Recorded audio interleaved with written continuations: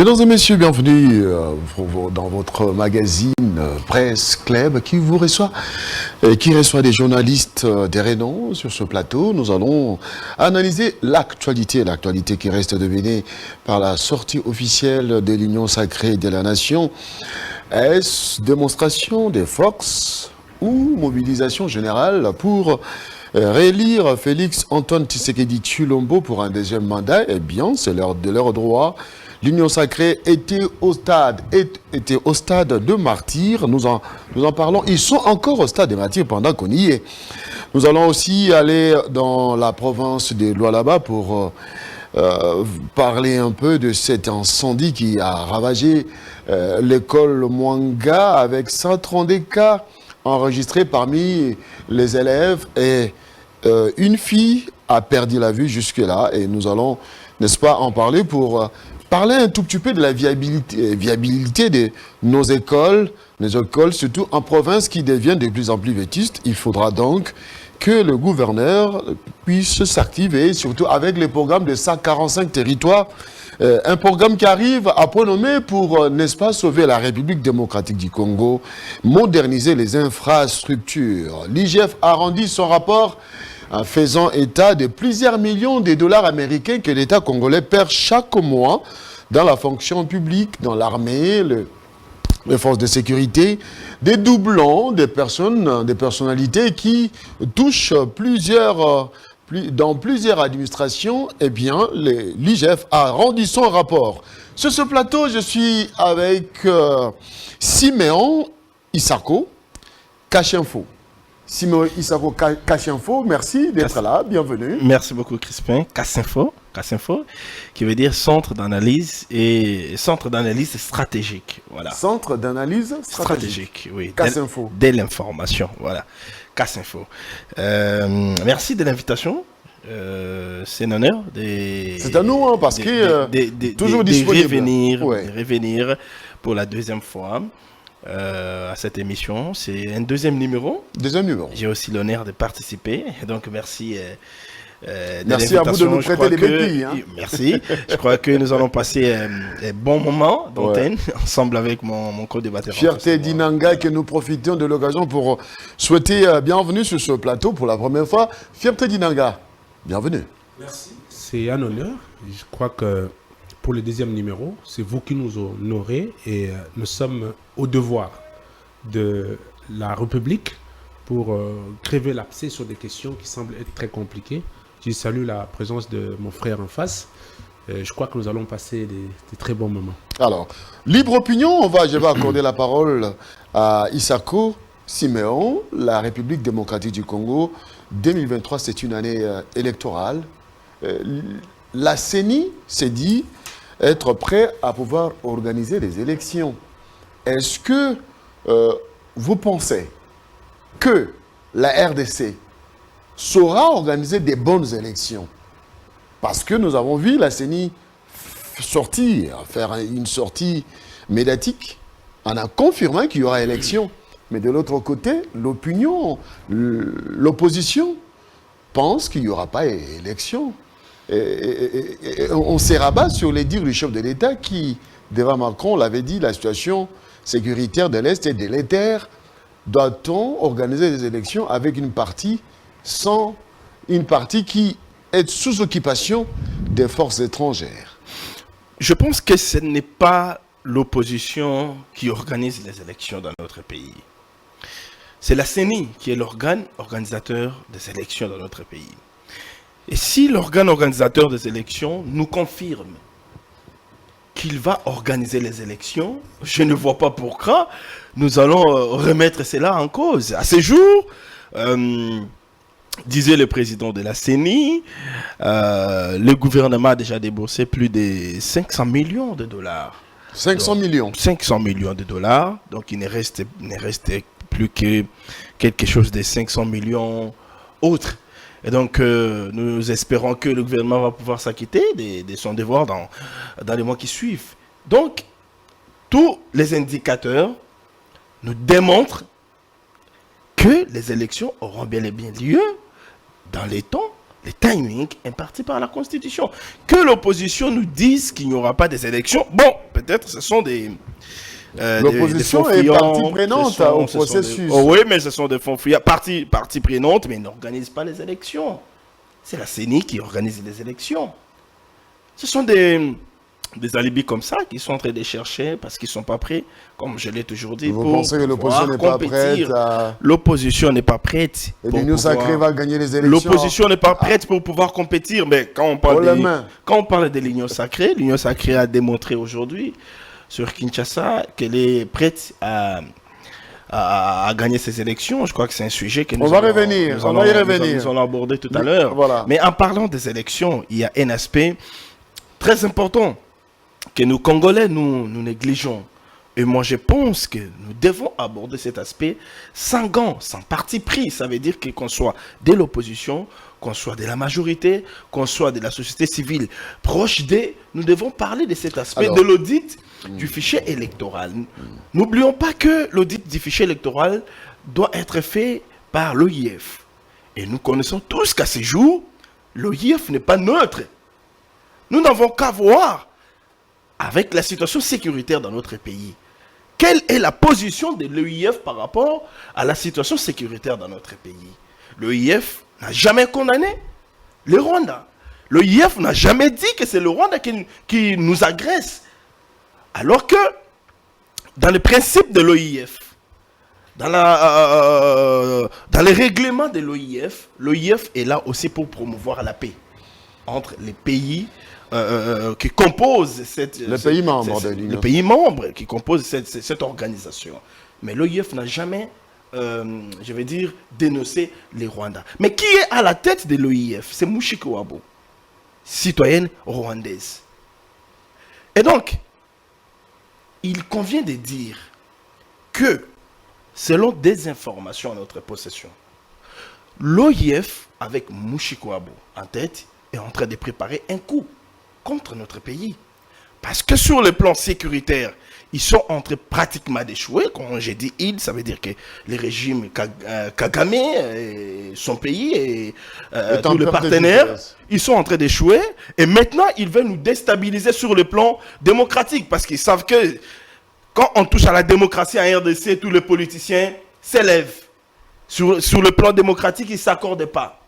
Alors, ils sont en train d'organiser ces plans-là pour que la délégation de l'OIF qui viendra auditer les fichiers électoraux puisse, peut-être à la fin, dire que les fichiers sont corrompus, les fichiers n'est pas propres. Avec ces fichiers, les Congolais ne peuvent pas aller aux élections.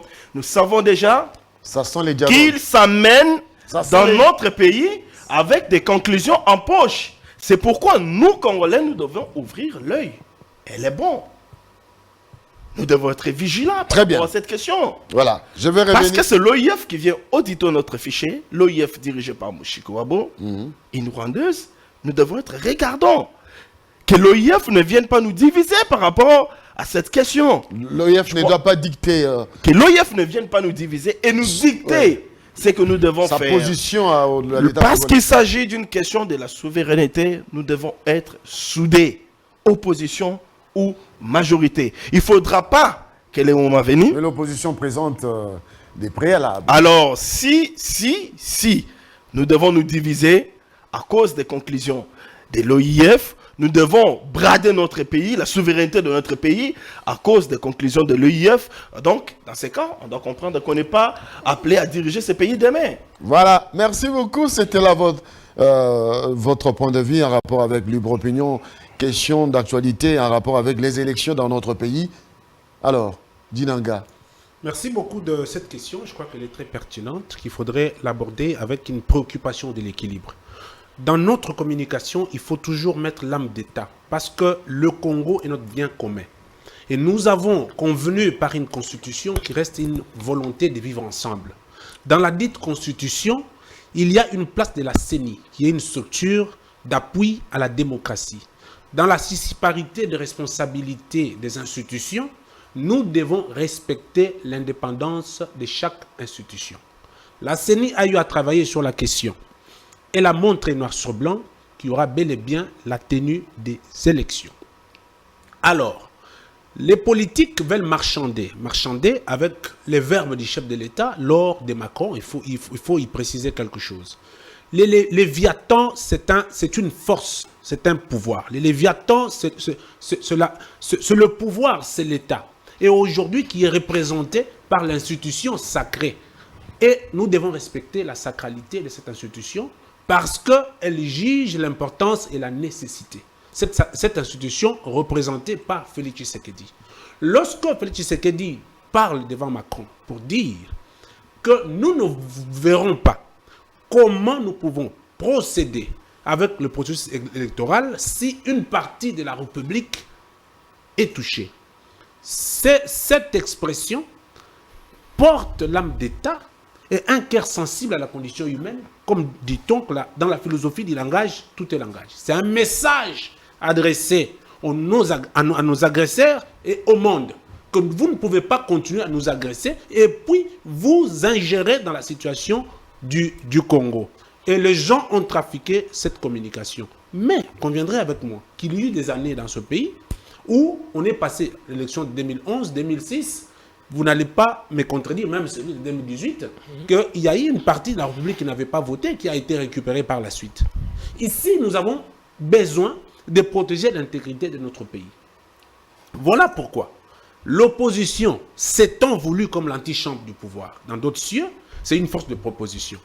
La nôtre ne se substitue pas en force de proposition, elle devient une agresseur. Ok? Et qu'est-ce que nous disons? Si réellement nous voulons que le Congo, après Félix Tshisekedi, après moi et mon frère sur ce plateau, que nos enfants appellent le Congo demain les pays de vieille démocratie, donc nous devons aujourd'hui mettre des verrous pour que la situation congolaise soit gérée par le Congolais et avec des propositions qui tiennent la route. On parle de l'OIF. Je suis en train de comprendre et j'aborde dans le même sens que mon frère.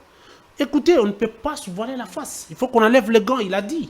Donc ça veut dire qu'il y a un sujet rwandais qui est à la tête de cette institution, mais qui se veut venir auditer le Congolais pour une question des élections liées à leur propre indépendance. Non, ça ne peut pas se passer. Nous savons que c'est une menace. Parce qu'aujourd'hui, à plate couture, le Rwanda a été battu sur le plan diplomatique. Sur le plan militaire, on est en train de faire face et la diplomatie congolaise sous Félix Tshisekedi est anticipative. Tout ce qu'ils peuvent poser comme acte, on a toujours un pas en avance.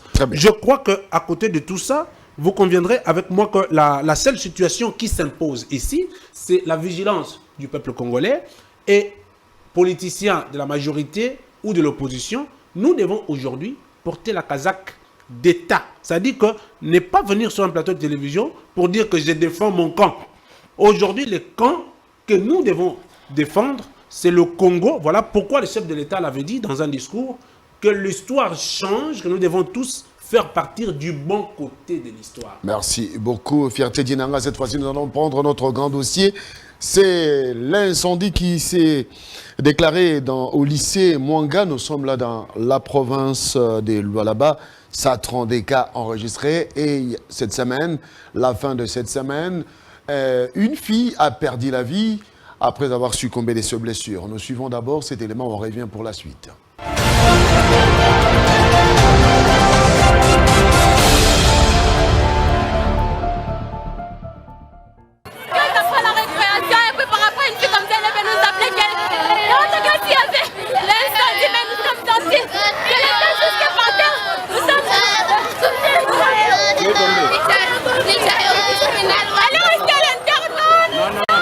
Et donc, il n'y a pas eu de mort, il y a eu des cas de suffocation, il y a eu des cas de traumatisme ou de fractures, mais les enfants qui ont été touchés ont déjà été pris en charge. L'incendie a été maîtrisé grâce à l'intervention de plusieurs compagnies sur place et les origines ne sont pas encore connues. La SNEL a été requise par les autorités locales pour contribuer à l'enquête et un dossier a été ouvert au parquet. Voilà ce que nous pouvons dire à ces sujets. Nous pourrons évidemment y revenir dans les forces de détail quand nous les aurons des autorités provinciales de Lualaba. Et donc les messages importants, c'est de dire qu'il n'y a pas eu de mort et que la situation a été prise en charge, l'incendie ayant été maîtrisé.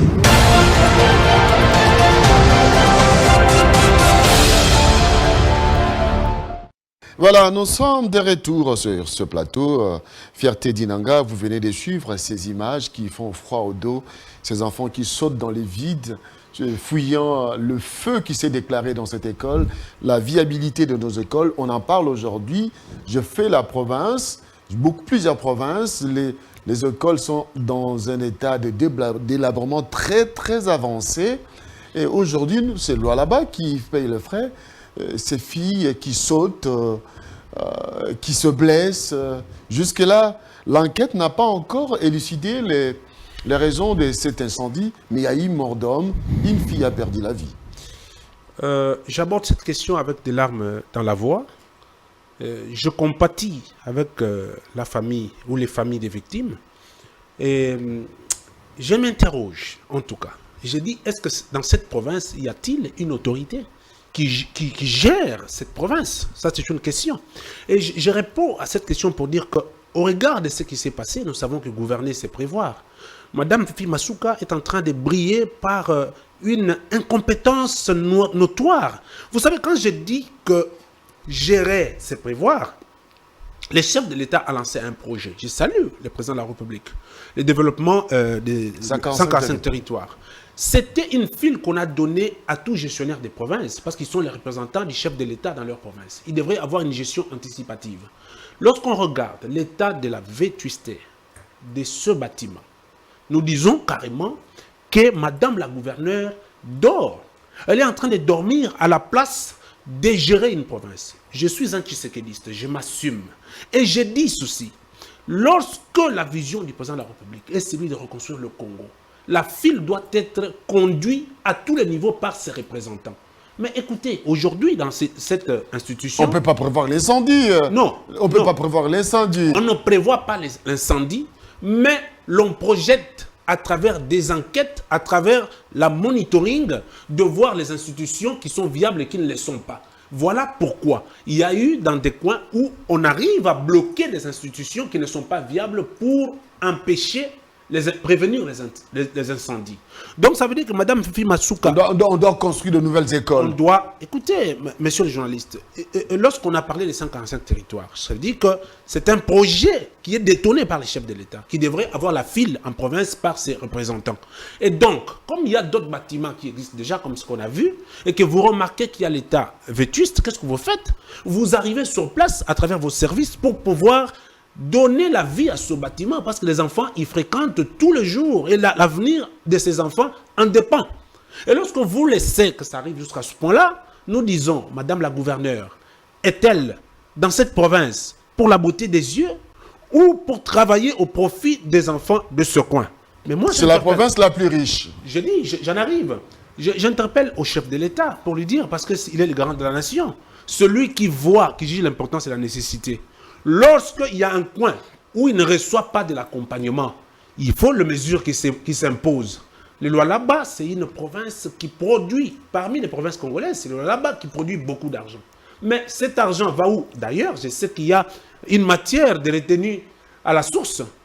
Mais écoutez, si vous retenez à la source, vous n'avez pas l'envie de pouvoir aider les vieilles constructions pour les mettre à jour afin de permettre l'éducation des enfants. Si c'était une terrasse ou un bar, j'allais dire, ben écoutez, c'est un bar, ça ne sert pas à la nation. Mais une institution de l'éducation, je crois que ça garantit la vie de l'avenir. Donc on doit mettre l'œil et les bons pour pouvoir permettre que cette institution vive. Donc, Madame Masuka brille par l'absentéisme, que je ne sais pas dire ce nom, mais nous ne cesserons pas de le dire. On va interpeller les chefs de l'État. Donc pour vous, gouverner, c'est prévoir. Gouverner, c'est prévoir. Quant aux incendies comme ça veut dire qu'il y a absentéisme. Vous savez, même s'il y avait adaptation avant le début de l'incendie, on ne verrait pas les enfants sauter comme on le voit des jeunes filles. Moi, j'ai mal au cœur, j'ai une fille. Quand je vois comme ça fait très mal. Ces enfants seront mais torturés moralement toute leur vie avec ce qui s'est passé. Pourquoi la gestion du gouvernorat n'a pas anticipé? Plusieurs élèves qui ont été traumatisés. Traumatisés et blessés. Aujourd'hui, il faut mettre à leur disposition des réparateurs psychologiques. de réparateur psychologique. Pourquoi les services du gouvernorat n'ont pas anticipé quand ils ont senti le besoin de venir à l'aide? Mais selon les informations, là, le gouvernement provincial a pris en charge tous ces enfants qui étaient victimes. Oui, c'est dans l'État-providence. Hein? Donc, ça s'appelle, en outre, pour la gestion de Madame Masuka, c'est du saupoudrage. Après qu'il y ait une consommation d'un fait macabre comme ça, vous dites que vous prenez en charge. Ce n'est pas un don, c'est un devoir d'un État-providence. Alors, on va accorder la parole à Simon Isako. Ces images qui choquent les enfants, qui sautent dans les vides. Il y a eu mort d'homme, une fille a perdu la vie. Pour Dinanga, il faudrait qu'il y ait suivi, qu'on puisse relayer la vision du chef de l'État avec le programme de 145 territoires. Les gouverneurs doivent avoir un plan pour réhabiliter des écoles, les infrastructures. Je commence d'abord par présenter mes condoléances les plus attristées à la famille des illustres disparus. J'ai aussi une fille. Je sais ce que ça fait que de perdre un enfant. À cet âge-là. À cet âge-là, en tout cas. Je vais un peu essayer de relativiser des choses, contrairement à Fierté Dinanga. Fierté. L'incident n'avait pas été prévu. Personne n'a voulu que l'incident arrive. Personne n'a voulu que ça arrive. C'est un accident, ça arrive comme ça. Mais néanmoins, il faut dénoncer la négligence. Oui. La négligence des autorités. Si vous suivrez de près, je ne sais pas si on a ouvert les enquêtes, mais si on ouvre les enquêtes, à l'issue des enquêtes, on vous dira peut-être qu'il y avait deux câbles de la SNEL qui ont fait ça, ça a circuité quelque chose, et voilà, il y a eu court-circuit, voilà, patati patata. Des câbles d'Enidé qui étaient quelque part. Il y avait des câbles d'Enidé. On suppose. On suppose, mais ça sera ça, la fin des enquêtes, les conclusions de l'enquête qu'on va diligenter. Ça prouve qu'il y a une négligence dans les chefs de nos dirigeants. Fierté a dit quelque chose d'important. Les lois là-bas, c'est parmi les provinces les plus riches de notre pays. Combien les lois là-bas produisent? Les lois là-bas, c'est une province, je ne sais pas, tout le monde va aux lois là-bas. Ce qui reste d'abord, ce qui reste dans la caisse du loi là-bas, c'est combien en termes de pourcentage? Oui. Qu'est-ce que Fifi Masuka en fait? Qu'est-ce qu'elle en fait? Oui. Elle attend que Kinshasa puisse reconstruire, puisse réhabiliter. Qu'est-ce qu'elle en fait? Mouya, j'ai parti. Mais qu'est-ce qu'elle lui fait de la province? Qu'est-ce qu'elle fait de la province? C'est la principale question que nous devons nous poser. Nous devons nous poser cette question. Nous ne devons pas être complaisants. L'Assemblée provinciale doit voir clair. Qu'est-ce que Masuka fait? Comment elle dirige la province? Est-ce qu'il y aura une motion contre le gouverneur par l'Assemblée provinciale? Encore que nous savons que la plupart des assemblées provinciales de notre pays sont placées dans des poches de gouverneurs. Nous devons nous le dire comme ça.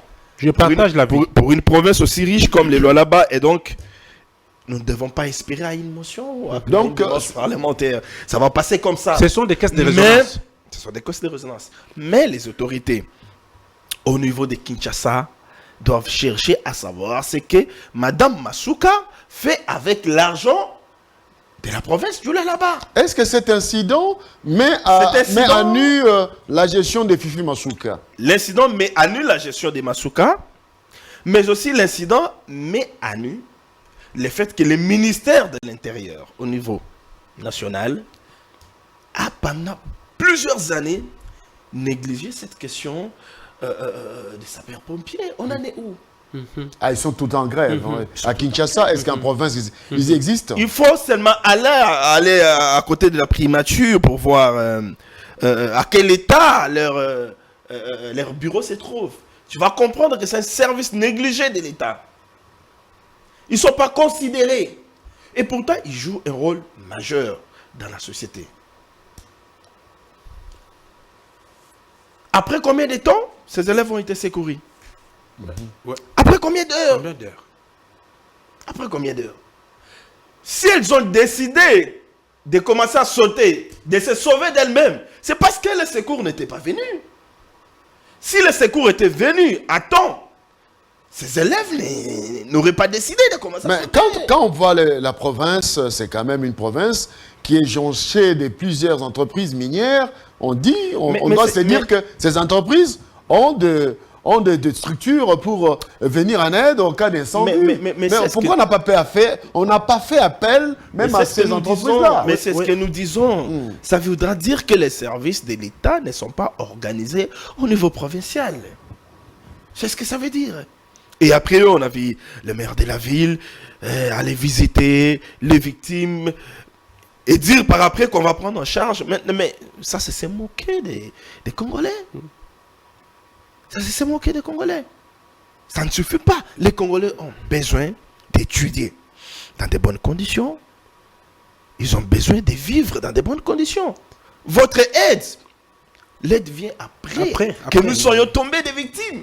Je vous mets une Et donc pique. ça ne sert à rien, cette aide. Elle va servir à quoi? Pour cet étudiant, cet élève qui est décédé. Voilà. Va servir à quoi? Je vous mets une pique pour dire que Oui, Dinanga. il y a l'absentéisme de la politique publique provinciale. Lorsque vous parlez des partenaires qui ont des carrés miniers, qui travaillent, donc ça veut dire que, c'est comme je l'ai dit, les léviathans provinciaux ne fonctionnent pas. Ce pouvoir-là est là pour la beauté des yeux. Et Mme Masuka reste dans le suiviste de contrat Alors, pour je pouvoir... pense que cet incident doit réveiller les autorités provinciales Non, mettre ça en doit place- d'abord commencer à réveiller le ministère de l'Intérieur national. Pourquoi? Parce que c'est l'intérieur qui gère, les provinces. Donc, il doit y avoir Édicter un programme il d'action. doit y avoir les dictats de ce ministère qui reposent aussi sur les dictats des environnements, comprendre les besoins du province et puis y mettre une politique publique, ce qu'on appelle en outre une manuel de procédure qui va permettre que la province puisse fonctionner et aussi éviter ce genre de cas. Vous savez, aujourd'hui, nous disons que la gestion des Masuka est mise à nu. C'est vrai. Après ceci, après les enquêtes, comme mon frère l'a dit, je crois qu'il y aura des révélations de beaucoup de choses. Mais nous qui se sommes engagés pour la vie de la République, parce que nous disons que Félix Tshisekedi représente une institution. Au regard de la sacralité de cette institution, il peut passer, mais l'institution doit rester sacrée. Et moi, personnellement, je ne ferai pas des personnes qui regretteront Félix Tshisekedi. Je l'accompagne. Voilà pourquoi, quand il y a une personne qui pose l'acte, qui n'aide pas un seul secteur de la vie nationale, nous avons le devoir de se tenir debout et d'interpeller le président de la République et de dire que Mme Masuka, si elle est incompétente au regard des réalités que nous vivons, qu'est-ce que nous pouvons dire? Elle a l'obligeance de la démission. Et je sais même qu'il y a eu un moment où l'Assemblée provinciale, qui était d'ailleurs une caisse de résonance, a soulevé la question liée à l'organisation des élections, parce que ça reste une lettre morte après le départ de Mouyège. Mais la question est où? La question est où? C'est ça, voilà. On en parle comme... Mais je ne pense pas que ça relève de l'Assemblée nationale. C'est une Non, question qui provinciale. relève de l'Assemblée provinciale. C'est une question qui relève de la CENI. Ouais. C'est 15 jours après qu'on doit organiser les élections. On est au-delà. Donc nous devons poser la question à la CENI. 15 jours après, où en sommes-nous avec les élections de gouverneurs en province? Mais aussi, l'Assemblée provinciale doit émettre les besoins. Voilà. Beaucoup de questions qu'on soulève par rapport à cet incident. C'est pourquoi je disais tout à l'heure que Masuka a en quelque sorte mis l'Assemblée provinciale dans son sac. Voilà. Dans son sac. Voilà. L'Assemblée provinciale réfléchit selon que Masuka les souhaite. Voilà. C'est comme ça. Elle est derrière les contrats miniers. Au-delà de tout ça, elle ne s'intéresse pas des infrastructures en province. Elle ne s'intéresse pas d'autres aspects de la province. Bon. Elle, c'est les minerais. Il faut signer des contrats. Ouais. Il faut aller à l'extérieur tout le temps. Elle est tout en partie. Tout le temps, n'est seulement parti, mais tout le temps ici à Kinshasa. Moi, je me pose la question, mais qu'est-ce que vous faites à Kinshasa sur la vie des provinces? Merci beaucoup. On va Kinshasa, changer. c'est pas son entité. Son entité, Non, c'est les lois c'est les lois là-bas. là-bas. Au-delà de tout, nous regrettons la mort de cette jeune fille qui est partie comme ça à cause de cet incident. Cette fois-ci, nous allons prendre un autre élément, un grand dossier. Faisons suite aux démarches du vice-premier ministre en charge de la fonction publique. L'UGF a mené des enquêtes et constat fait, plusieurs millions de dollars sont volatilisés dans la caisse de l'État. On ne retrouve rien. C'est dans les poches des gens et qui se retrouvent avec 4 salaires par mois. Qui vole qui? Les Congolais volent l'État. Suivons cet élément. Un véritable travail de fourmi qui a pris une année et les secrets découverts font juste froid au dos. L'Inspection générale des finances a rendu public les conclusions de sa mission d'audit du fichier de la paye des agents et fonctionnaires de l'État. C'était lors d'une réunion tenue ce jeudi 27 avril devant les responsables de la paye des différents services de l'État, notamment les forces armées de la République, la police nationale congolaise, le CECOP et les secrétaires généraux de l'administration publique. De ce travail de titan abattu par l'IGF, il ressort des cas d'irrégularité graves. L'inspection générale des finances vient de constater les cas ci-après.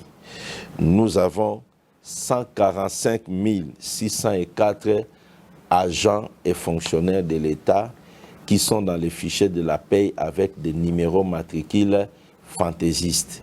Deuxièmement, nous avions constaté les cas de 53 328 agents et fonctionnaires qui disposent de plus de 2 numéros matricules dans les fichiers. Nous avions également constaté les cas de 93 356 agents et fonctionnaires de l'État qui partagent les mêmes numéros matricules avec d'autres agents de l'État. Nous avons également constaté les cas de 931 agents et cadres, particulièrement du ministère du Budget, qui étaient payés sur plus d'une liste. C'est-à-dire ce sont des gens qui se sont arrangés pour se faire payer sur plusieurs ministères au même moment. Et enfin, nous avions découvert 43 725 agents de l'État qui sont payés sur la liste des CECOP et des forces armées de la République démocratique du Congo sans que ces agents aient été déclarés ou reconnus par leur service d'origine. C'est donc une nouvelle boîte à Pandore que vient d'ouvrir l'inspecteur général chef de service Jules Lingueté. Suite à ces fraudes massives, le Trésor public accuse tous les mois un manque à gagner d'environ plus de 148 milliards de francs congolais. Pour l'IGF, ces cas d'irrégularité seront désactivés en toute urgence et les fraudeurs mis à la disposition de la justice. Eh bien, les fraudeurs devront être mis à la disposition de la justice. Fierté Dinanga. Merci beaucoup de la pertinence de la question. Je crois qu'il faut être trop rationnel quand on l'aborde parce que la vie financière en dépend.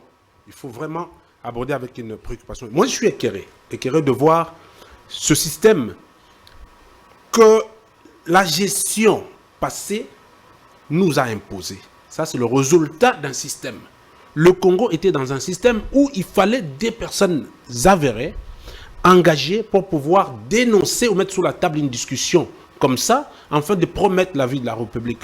Je commence d'abord par saluer le fait que le président de la République avait senti la nécessité de spécialiser l'IGF pour lui donner une mission illimitée. C'était pour le bien de la République. Et à côté de ça, il y a le choix des animateurs qui est très important, dont Gilles Lingueté, qui jusque-là fait ses preuves et avec les actions sensibles à la condition humaine. À côté de tout, je salue une initiative du ministre Jean-Pierre Liao. Les gens peuvent tout dire, hein? Le ministre reste et comprend une réalité. Il s'est dit, en tout cas, il y a des choses qui me passent.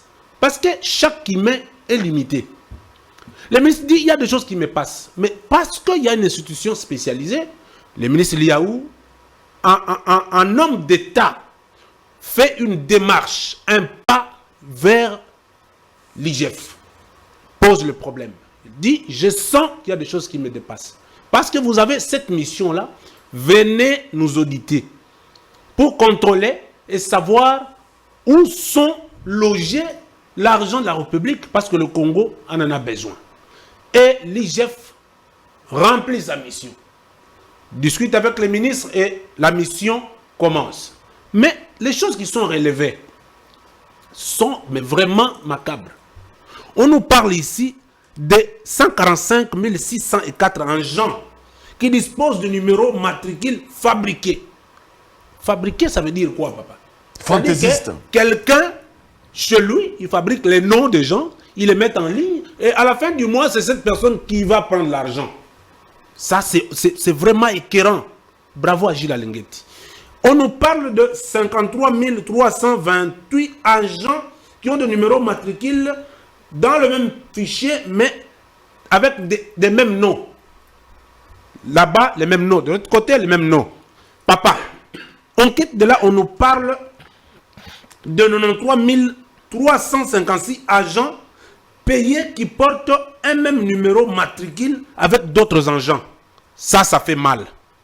On quitte là, on nous parle de 43 725 agents qui sont payés par leur nom sur des listes non, ils ne sont pas sur les listes déclaratives, mais ils sont payés. Ils ne sont pas déclarés, ils ne sont pas connus, mais ils sont payés. Enfin, on finit par 961 personnes qui sont agents de la paye. Ce sont eux qui payent. Mais ils se retrouvent sur différents ministères en train de gagner l'argent de la République. Et la démarche de Jean-Pierre Liaou, qui est répondue automatiquement et techniquement par Gilles Alinguetti, les langues s'élèvent. Moi, je dis, mais écoutez, vous vous levez, vous commencez à indexer. Non, le problème n'est pas Jean-Pierre Liaou. Le problème, c'est le microcosme fonctionnel qui semble être corrompu. Mais parce que l'IGF, dans sa mission, a donné ce rapport, qu'est-ce qui s'ensuit? L'inspecteur général des finances a dit que j'ai fait mon rapport, je le donne acquis des droits. Mais ce qui s'ensuit, ça sera un contrôle physique de l'IGF qui va envoyer des agents bien formés dans différents ministères pour voir un agent, tu viens avec ta carte, on te code. Et déjà, il y a l'identification biométrique qui a été lancée par les VPM de la fonction publique. Oui. C'est une anticipation sur le recadrage du fichier des agents. On doit quand même, à un point, sur Internet, taper un nom si tu es agent de la République, du fonction publique, on te retrouve. Et la mission qui va suivre ce rapport, ça sera une mission du contrôle physique. Et je dis à tout le monde que Alinguetti n'est pas un gendarme militaire. Jules Alinguetti fait un travail de contrôle axé sur 3 temps. Il travaille en amont, en aval et commitantement. Le rapport qui est arrivé, c'est un travail en amont. Ça veut dire qu'après la discussion de la demande du VPM Liaou qui a demandé, les gens doivent savoir que c'est le VPM Liaou qui a demandé que Jules Alinguetti puisse venir enquêter. Alors, nous allons prendre d'abord ces tweets avant de continuer, d'accorder la parole à Siméon Issako qui s'agite déjà parce qu'il a beaucoup d'éléments à donner là-dessus. On va prendre ces tweets et revenir. On va lire ces tweets en direct, hein. S'il vous plaît. On va prendre ces tweets et puis ces tweets qui voilà. Faisant suite aux démarches du VPM Liaou auprès de l'UGF sur une mission de contrôle autour du fichier des payes des agents de l'État, l'édit audit livre ses conclusions. Le Trésor public subit un manque à gagner mensuel de 74 millions de dollars américains avec la paye des faux agents. Bravo au VPM, bravo au VPM Jean-Pierre Liaou, mais aussi à l'IGF. Alors, Issako, votre réaction? Ok, il faut d'abord dire que l'identification biométrique, à mon avis, ça n'a pas produit des résultats. Ça n'a pas produit des résultats parce que ces systèmes aussi forts mis en place, qui s'est enraciné depuis le régime Kabila, a réussi à contourner tous les paramètres qu'avait mis en place le VPM Liaou pour pouvoir dénicher... D'où l'approche de l'UGF. Pour pouvoir dénicher ceux qui, en tout cas, mettaient à mal les systèmes financiers de la RDC. D'où il avait estimé qu'il fallait travailler en harmonie, en accord avec l'IGF pour pouvoir mettre fin à ces systèmes. Voilà ce que ça a donné comme résultat. Moi, je ne m'explique pas. Je ne m'explique pas que tu sois un Congolais consciencieux, tu veux du développement de ton pays, mais tu acceptes de te faire payer 4 fois. Tu es payé sur la liste, c'est un exemple. Tu es payé sur la liste de la PNC.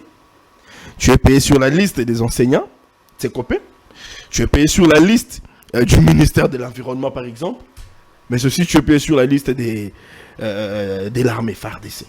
Je ne m'explique pas. Ça vient d'où ça? Ça, c'est la sorcellerie. Oui. Ça, c'est la sorcellerie. Un Congolais qui aime son pays ne peut pas faire ça. Mais nous comprenons que ça a été érigé en système de gestion. C'est comme ça que notre pays a été dirigé. Il nous a fallu 4 ans pour qu'on les comprenne. Il nous a fallu 4 ans pour qu'on mette à nu cette façon de faire qui a été érigée en système il y a 18 ans par Kabila et ses collaborateurs. Moi, je ne conçois pas qu'un pays puisse perdre plus de 70 millions, 74 millions. Avec 74 millions. Et si vous multipliez par 12, mais ça va au-delà. Ça va au-delà. Plus de 700 millions de dollars, près d'1 milliard. Que le pays perd comme ça, parce qu'il y a des citoyens qui se font payer 3, 4, 5 fois. Sans pitié. Au moment où il y a d'autres Congolais qui n'ont pas d'emploi. Au moment où le chef de l'État, peut-être il ne dort pas. Il s'est dit, mais comment je veux payer les enseignants, c'est déjà la fin du mois. Comment on va faire face à cette situation de guerre? Il n'y a pas l'argent. Comment? Mais toi, tu t'es fait payer 5 fois, je vais dire. Et tu dis que tu aimes le Congo. Et tu vas dire que, mais Toya Dollar et Mati, tu sais qu'elle doit partir. Mais si nous étions en Russie, ces gens, on allait les pendre à la place publique. Ils sont des criminels économiques. Ce sont des criminels. En fait, nous devons les traiter comme nous sommes en train de traiter aujourd'hui les M23. Comme nous traitons aujourd'hui Paul Kagame. Ce sont les bourreaux de la nation. Ils sont nos bourreaux. Ils sont les bourreaux des Congolais. Ces agents de l'État. Ces agents du ministère des budgets. Parce qu'ils sont dans les coups. Ouais. Ils sont dans les coups. Surtout le ministère du budget. Tout s'organise à partir de là. La direction des pays. Ils sont dans les coups. Et donc, moi, j'en reviens pas. C'est matricule fictif. Tu es chez toi, tu crées un faux matricule. Parce qu'on doit te payer. Parce que tu as l'opportunité, tu as un trou pour pouvoir glisser un nom. Ah oui. Et c'est comme ça que nous, Congolais, nous voulons évoluer. Et après, on dira non. Écoutez, Jules Linguet, il ne fait pas du bon travail. Il doit partir. Liaou, il ne fait pas du bon travail. Il doit partir. Les Congolais n'aiment pas ceux qui viennent pour révolutionner les choses. Ouais. Nous, Congolais, nous n'aimons pas ceux qui viennent pour réformer les choses. Vous verrez, nous reviendrons sur ces plateaux. Les combats vont commencer. Et peut-être que les combats ont déjà commencé. On va commencer à dire à Tshisekedi, mais attention avec ces ministres-là, il a des ambitions, il veut faire ça. Mais attention avec Jules Linguete, il a des ambitions, il veut faire ça. Les combats ont commencé. Parce que nous, Congolais, on ne veut pas de ceux qui viennent révolutionner et changer des choses. Oui. C'est ça le problème des Congolais. Moi, je pense que c'est ça même les débuts du bon développement. C'est ça les débuts du développement. La maîtrise de la masse salariale. Nous devons maîtriser. Il nous faut combien pour payer tous les fonctionnaires, payer tous ceux qui travaillent dans notre pays, en RDC. Mais avec ces il faut combien? Le gouvernement doit débourser combien? Avec ces à la fin du mois. L'État va canaliser ses recettes. Absolument. Et avoir les moyens de payer ceux qui doivent être payés. Absolument.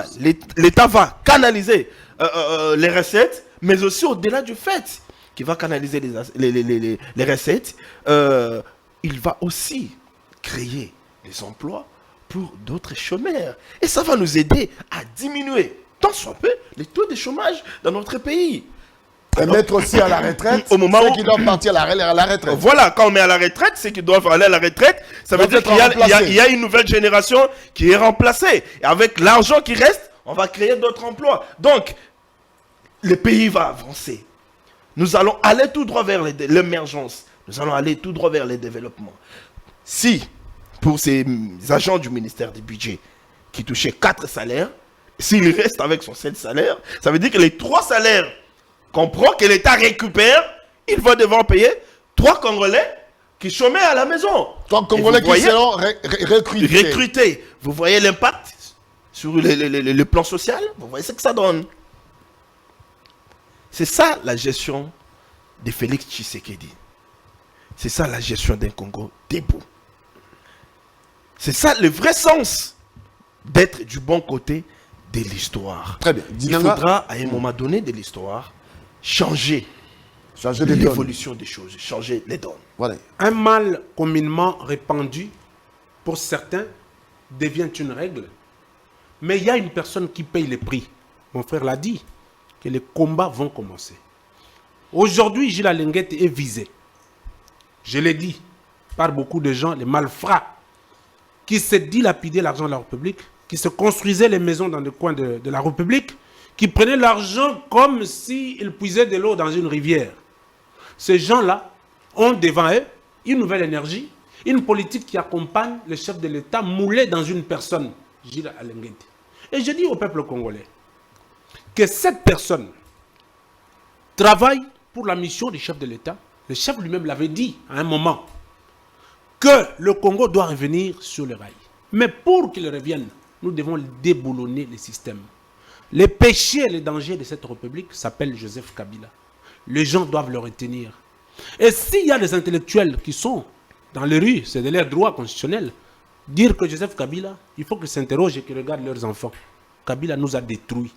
Alors aujourd'hui, quand il y a une personne qui accompagne une autre, pourquoi vous autres, vous ne vous dressez pas derrière cette personne qui accompagne le chef de l'État pour que nos finances soient retracées, qu'on sache au moins nous avons combien et combien peut aller pour les fonctionnaires. Alors, et j'en appelle à la conscience d'autres ministres. Jean-Pierre Liaou, regardez, c'est une démarche patriotique, une démarche d'un homme d'État. Il dit que ça ne va pas. Parce que le Congo... Ouais, depuis le début, il a toujours dit déplorer les doublons, les cumulards, ceux qui ont les matricules d'emprunt. Et à la fin, il a fait appel à l'IGF pour que l'IGF puisse faire un travail de terrain. Il dit, Jean-Pierre Liaou regarde et dit le Congo est agressé. Nous avons besoin d'argent pour les efforts de guerre. Il y a des fonctionnaires, il y a des gens qui doivent payer. Mais pourquoi toi tu dois avoir 3 matricules et 4 matricules? Donc, M. Gilles Alenguet, comme vous êtes une institution habilitée et technique spécialisée, venez nous aider. Quel est le péché de Liaou dedans? Donc, je vais dire que le Congolais doit au moins, à un certain moment, être du côté des innovateurs. Mon frère l'a dit. Quand il y a quelqu'un qui innove pour le bien-être de la République, vous devez l'accompagner. Le président Tshisekedi a dit diriger ce Congo plus de 10 ans. C'est vraiment un casse-tête. C'est pourquoi? Parce que... C'est à cause de pareilles choses, de comportement des antivaleurs. Voilà. Gilles Alenguet accompagne le chef de l'État. Jean-Pierre Liaou, par l'acte qu'il a posé, il accompagne le chef de l'État et la vision de la République. Ce que nous disons, c'est que ces derniers, d'autres personnes doivent accompagner. Doivent emboîter les pas. Je félicite aussi Liaou parce que j'ai appris... La semaine dernière, il a suspendu 2 secrétaires généraux, celui de la décentralisation. Pour avoir recruté frauduleusement les nouvelles unités. Voilà, les nouvelles unités. Mais j'apprends aussi, c'est à vérifier, qu'alors qu'il suspend les secrétaires généraux, mais d'autre part, il reçoit aussi les recommandations de certaines autorités. J'ai dit bien à vérifier, mais je l'ai appris des sources dignes des fois, qu'il reçoit aussi des recommandations des différentes autorités. Ben voilà, je t'envoie mon neveu, je t'envoie tel. Il essaie aussi d'engager, alors que de l'autre côté... Il faut faire attention avec les suppositions. Un moment, s'il vous plaît. Allez-y, je vais apporter... Je suis sûr de ce que j'ai dit. Je ne le dis pas au hasard. Allez-y. Je suis sûr de ce que j'ai dit. Ben, il essaie de recevoir les coups de téléphone comme ça. Et puis, il rend service. Alors que ce que lui refuse que les autres puissent faire, c'est ce que lui fait parce qu'il est autorité, parce que c'est lui la signature. Et donc, nous allons creuser davantage. Il faut avoir des éléments. J'ai dit, nous allons creuser davantage pour pouvoir bien parler sur cette question. J'étais dans une salle, moi, au Fleuve Congo Hotel, lors de la clôture d'une session spéciale de l'ENAF, si je ne m'abuse pas. L'ENA ou l'ENAF? L'ENA. L'ENA. Non. Alors, le chef de l'État a fait son discours. Avant le chef de l'État, c'est Marcel Liaou qui a fait son discours. Jean-Pierre Liaou, excusez-moi. Marcel, c'est le père. Je suis trop nostalgique.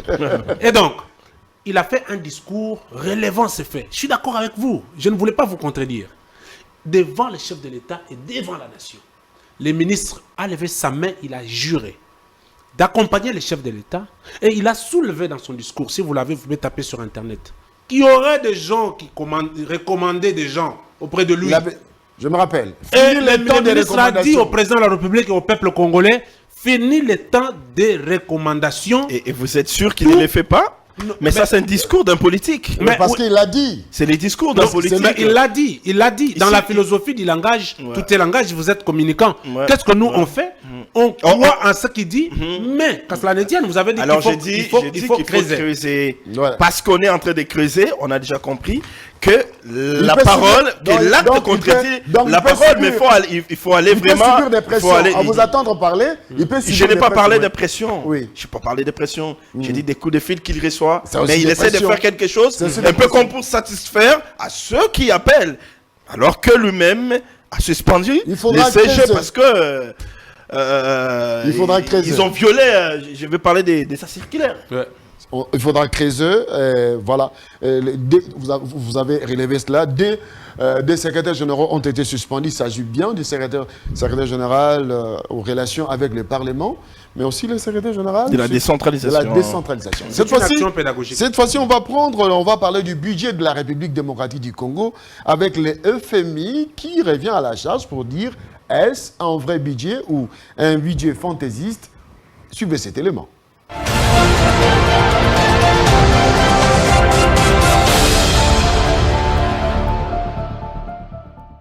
On n'a pas menti, on n'a jamais menti. Tout est comme prévu. Nicolas Kazadi tente de défendre le supposé budget de 16 milliards de dollars américains.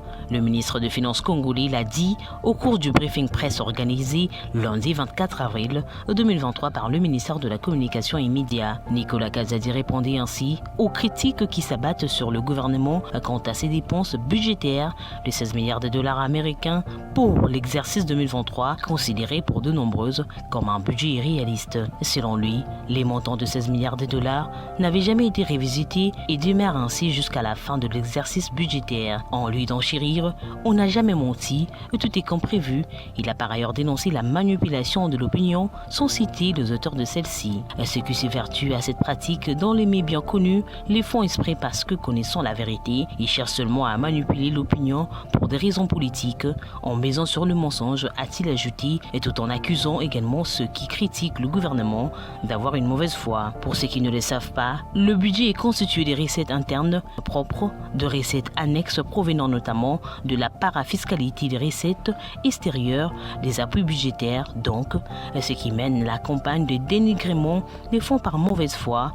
C'est pourquoi le politicien qui veut exploiter l'ignorance de la majorité de compatriotes pour manipuler le chiffre n'aime pas le pays, a-t-il lâché. À lui de préciser, contrairement à ce qu'on rend compte, en janvier 2023, on a réalisé 105% du taux d'exécution en février, 99% en mars, 88% et la moyenne du premier trimestre est de 94% comparé à l'année passée. Les recettes réalisées au premier trimestre 2023 dénotent de 16 milliards de francs congolais et décroissance.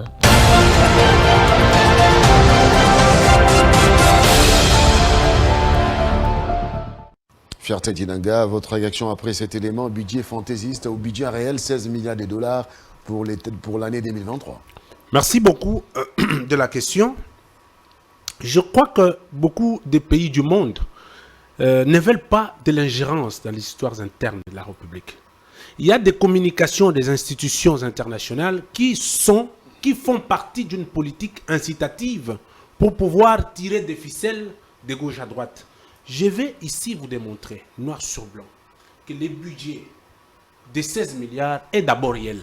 Mais c'est un budget insignifiant pour la République démocratique du Congo. Combien est-ce que nous produisons ici? Nous avons des minerais qui se créent même demain. Même hier, même demain. C'est-à-dire que nous avons des Mais minerais. il faut exploiter ces J'en arrive, minerais pour j'en avoir les arrive. moyens. Nous sommes une nation extrêmement riche. Je te donne un exemple. La ville de France a plus de 40 milliards la ville de France. Un budget de plus de 40 quelques. Seulement la ville. Mais qu'est-ce qu'elle produit? Il n'y a pas de taxes et de trains qui passent de gauche à droite. Mais nous sommes une nation qui se veut indépendante. Si nos experts, nous avons de bonnes formations ici, nos experts constatent et mobilisent un budget et les disent qu'en prévision, ce budget est réalisable. Et une autre institution qui veut des positionnements d'ordre des relations bilatérales se met pour dire ce budget est fantaisiste. Qu'est-ce que cette institution tire comme ficelle? Donc, ici, mon frère a dit un élément très important. C'est le dénigrement sur le plan politique? C'est un dénigrement et c'est une communication diplomatique qui affaiblit les faibles esprits. Or que notre République a rencontré un président qui n'est pas vraiment malléable. Notre président n'est pas du tout fragile. Donc ça veut dire qu'il est en train... La question qu'on se pose, oui, 16 milliards, mais est-ce qu'on ressent ces 16 milliards dans l'opinion publique? Très bien, je vais vous expliquer, monsieur le journaliste. Au moins, ceux qui nous suivent peuvent comprendre une réalité. Qu'est-ce que vous voulez? Le Congo a une dimension continentale. Au-delà de cette dimension continentale, parce que vous voulez le ressenti de ces 16 milliards, je vous explique que nous avons été agressés dans ce pays. Les efforts nous les sommes. Les efforts de guerre coûtent énormément cher. Vous voulez que lorsque le président de la République envoie la technicité militaire acheter un avion, qu'on vienne vous dire qu'on a acheté des matériels de guerre? Les pays du monde vont en aide à l'Ukraine. Voilà. Lorsque vous voulez les ressentis, ou que les chefs de l'État travaillent, un travail axé sur le résultat. Les ressentis, je vous explique en termes clairs. Les PST, ok? Toilettes, les fichiers des engins. Les PST met une prime de la bourse. Les PST met une prime d'encadrement. Les PST met les engins en retraite avec plus de 3 000 $ d'argent, les frigos et autres. Les PST contrôlent les engins pour une prime pérenne après la mise en retraite.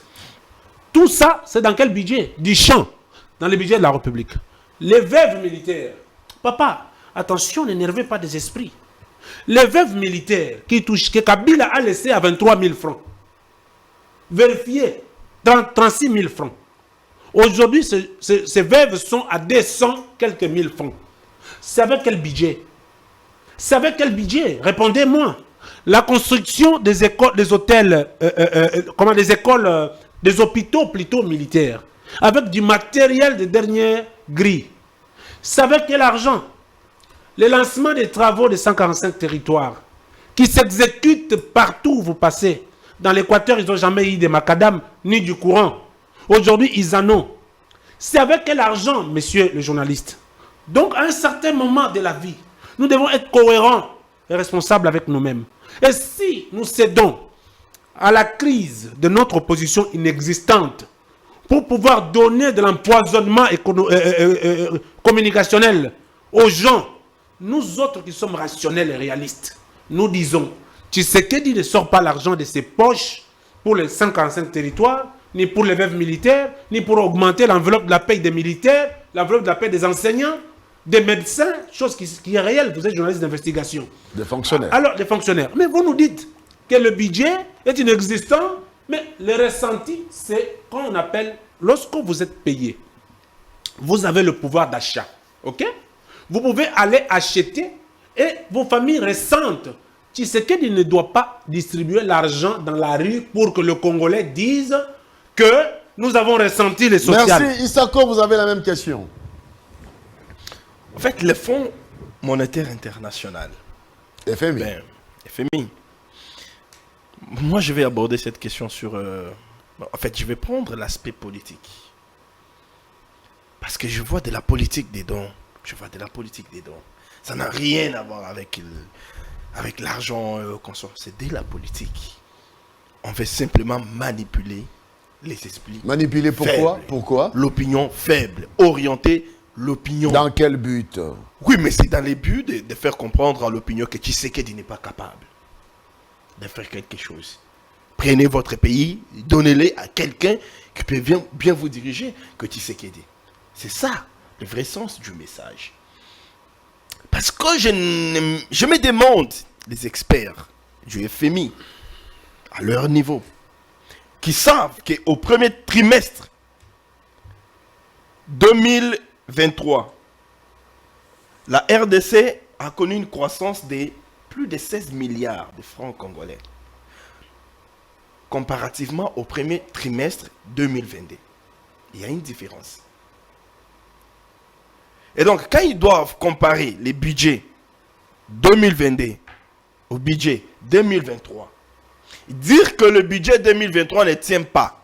Cependant, déjà au premier trimestre, on a connu une croissance de plus de 16 milliards. Ça veut dire qu'il y a l'aspect politique des dons. C'est simple à comprendre. Il y a l'aspect politique des dons. C'est simple à comprendre. On ne va pas rester là. On va cette fois-ci aborder l'actualité avec l'Union Sacrée qui a fait sa sortie officielle au stade de Martyrs. Carton plein? Bon, je pense que les images parlent. Si on pouvait nous aider avec les images, ça aurait été mieux. Il n'y a pas à dire. On peut avoir ces images dans l'illustration? Voilà. Il n'y a pas à dire. On a débuté cette émission en retard parce que la ville est paralysée, les embouteillages. La ville est paralysée. Le stade des Martyrs a refoulé du monde. L'explanade a refoulé du monde. J'ai, en tout cas en venant, rencontré les militants de l'Union Sacrée jusqu'au niveau du pont Kaby. L'embouteillage humain. Yami Toukate Yabatou. L'embouteillage humain. Je peux parler des embouteillages humains. Marée humaine. Et donc, côté mobilisation, il n'y a pas à dire. L'Union Sacrée a réussi. Le plus essentiel, c'était les messages. C'était quoi? Le plus essentiel, c'était les quoi? messages. C'était quoi? Prouver que ils l'Union ont Sacrée peut mobiliser. Les leaders de l'Union Sacrée. Tous les partis politiques de l'Union Sacrée. Je vais ici parler du président. Parce que ce sont eux qui représentent l'Union Sacrée. Jean-Pierre Bemba. Augustin Kabouya. Vital Kamerhe. Christophe Mbosso, le Premier ministre, et le président du Sénat, Bati Lukwebo, au nom de leurs militants et cadres, réitérer leur soutien et confiance au chef de l'État, qui est leur candidat à la présidentielle de 2023. La rencontre de ces jours, qui s'est par ailleurs tournée à une véritable démonstration de force, montre au public, ces messages lancés au public pour dire que Tshisekedi est prêt pour les élections de 2023. Ils disent à l'opposition, préparez-vous, nous sommes là. On n'est pas là pour tricher comme vous le dites, mais nous avons le peuple de notre côté. Aujourd'hui, il est clairement établi que Kinshasa devient le premier bastion de l'Union Sacrée de la Nation. Avec le stade des Martyrs? J'ai dit que la ville c'est quand même Kinshasa, c'est la ville était plus de 11 millions d'habitants. J'ai dit que la ville était paralysée. La ville était paralysée. Les gens ont commencé à aller vers le stade des Martyrs déjà à partir de 6 h du matin. Ça prouve déjà qu'il porte à cœur l'homme de Tshisekedi. Parce que la ville était paralysée, ça prouve que les Kinois ont décidé d'apporter leur soutien à Tshisekedi. Et donc, Kinshasa devient le premier bastion de l'Union Sacrée. Et nous allons aller à l'intérieur pour voir. Kivu, c'est déjà bloqué avec Kamerhe, Bat et les autres. Kasaï, Équateur et les autres. C'est pourquoi les choix. Donc, si nous allons... Si nous allons, oui. Nous allons dans cet aspect géographique, nous verrons que même pas Moïse Katumbi, même pas Martin Fayoul, aucun candidat, pour être bref, de l'opposition ne fera face à Tshisekedi. Parce que les 4 coins cardinaux de la RDC Sont représentés bloqués. au sommet de l'Union sacrée. C'est bloqué. Allez, on va accorder la parole. Je vais te donner un autre son de cloche. Fierté, Merci oui. beaucoup de cette question qui est très pendante. Je crois que Félix Tshisekedi est notre alma mater. Et le Congo est notre bien Moi, commun. je suis tenté de vous poser cette question. Allez-y. Est-ce que c'était important de faire les stades avec l'Union sacrée, ou quand on sait que l'UDPS pouvait remplir seul le stade d'abord, avant que les autres viennent? Non, mais même pas. En 30 secondes. Par contre, Allez. moi j'étais au stade. Malheureusement, je n'ai pas eu accès. Parce que bon, je me suis fait capturer les jeudis. Vous n'avez pas eu votre carte, J'ai pas eu Votre macaron pour j'ai pas eu le l'accès. macaron parce que l'organisation n'avait pas été au point avec l'agence des Jésus Noël. L'organisation en tout cas n'avait pas été au point. Les journalistes n'ont pas été bien servis. Mais j'étais quand même au stade. J'ai pas vu l'UDPS mobilisé comme ça a été le cas il y a plusieurs années. Ah bon? J'en Pourquoi? arrive. Allez-y. J'ai par contre Pourquoi vu- l'UDPS n'a pas mobilisé? j'ai par contre vu Qui? l'AFDC, j'ai vu le parti d'Embosso, j'ai vu le parti CP? du ministre des Pêches et l'Élevage, les BEPEC d'Adrien Boukele, j'ai vu l'ACP de Gentini Ngobila, Oui. j'ai vu un peu d'autres partis. Pourquoi Sérieusement l'UDPS n'a pas mobilisé pour que les stades soient pleins jusqu'à craquer. Mais l'UDPS, en tout cas, je n'ai pas senti l'UDPS que nous avons connu Merci, il y a plusieurs années. Merci beaucoup pour cette touche. J'allais en arriver, mais je donne un autre son de cloche quant à cette question qui est pertinente. Je disais ici que Tshisekedi Félix Antoine est notre alma mater et que le Congo est notre bien commun. Ce Congo, nous le conduisons plutôt par notre volonté de vivre ensemble. Ce qui s'est passé au Stade des Martyrs, je vais analyser en toute rationalité. Il y a un problème de repositionnement politique des individus et un problème de réaffirmation du soutien et un problème de la création de ce qu'on appelle le devoir de mémoire. Les politiques congolais sont très rusés, très rusés. Avant d'y arriver, l'UDPS n'a pas mobilisé comme avant. Pourquoi? Parce que, j'ai dit au chef de l'État, j'étais toujours clair. Il y a l'ambiguïté dans la gestion de l'UDPS. Que si nous, dès l'UDPS, nous ne nous levons pas pour que notre parti reprenne vie, le parti va disparaître. Je l'ai dit, j'assume mes mots. Absolument. La gestion de l'UDPS par l'actuel secrétaire général, c'est une gestion erronée. J'ai dit au chef de l'État qu'il nous entende. Comment voudriez-vous dans ce microcosme de sommité, Vital Kamerhe, Bemba et les autres, mettre Kabouya dedans? Où aujourd'hui, la voix, il n'est pas une voix prépondérante parce qu'il n'a rien à donner.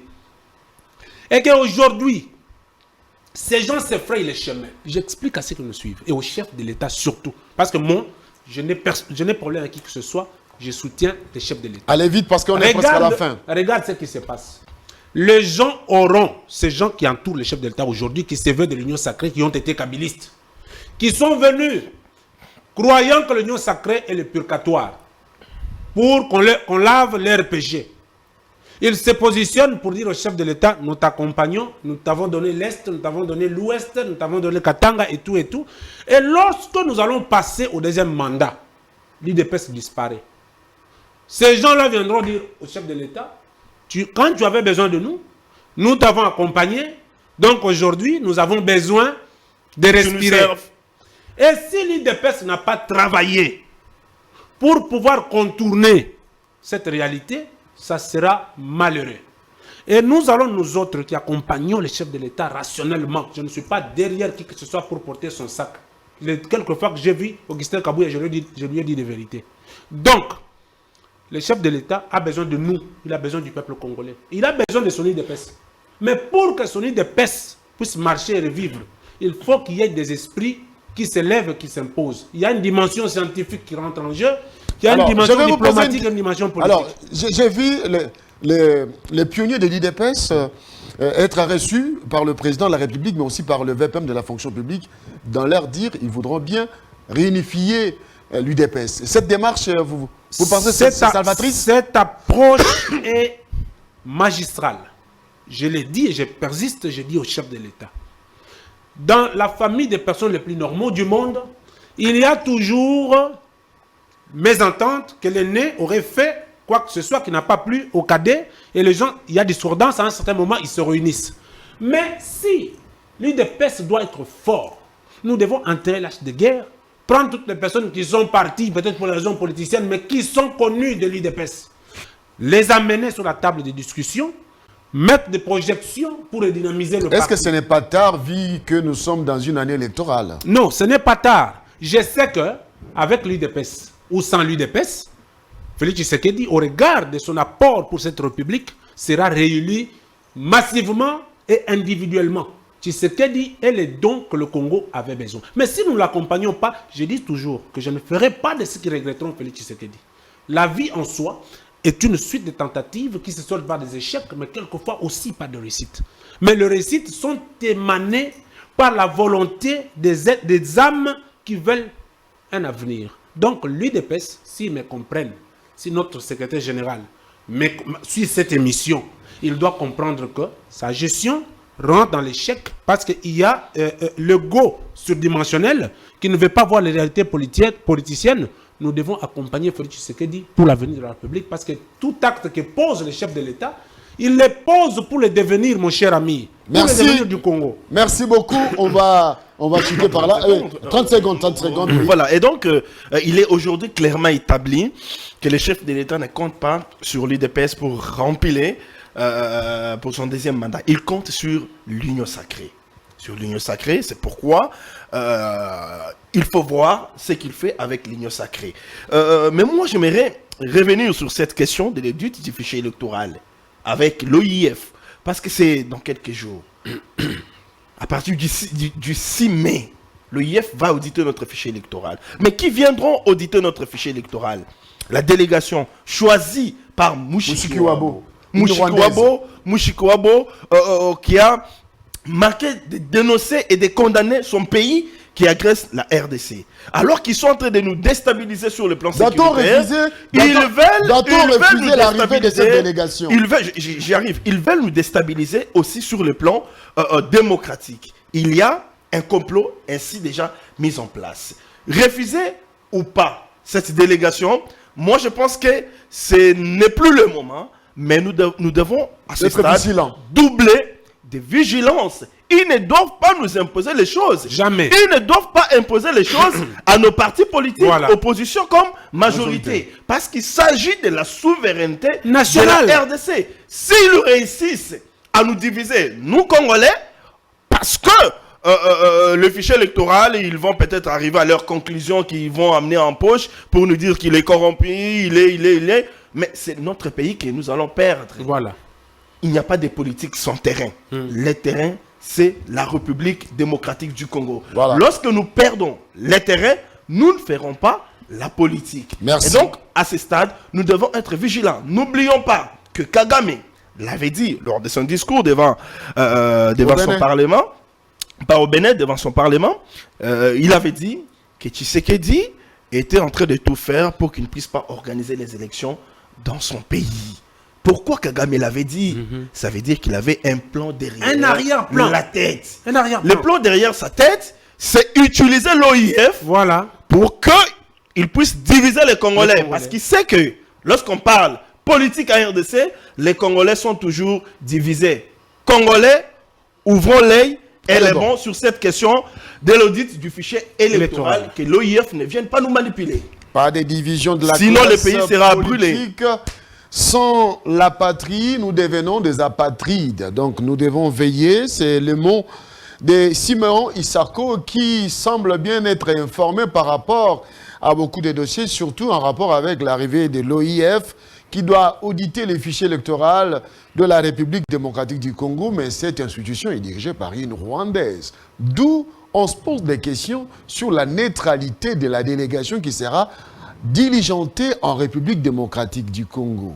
Congolais de l'opposition, Congolais de la majorité présidentielle, est-ce que nous devons écouter les sonnettes d'alarme de l'OIF ou penser à trouver des solutions à la congolaise? La question reste pendante. Et merci à vous.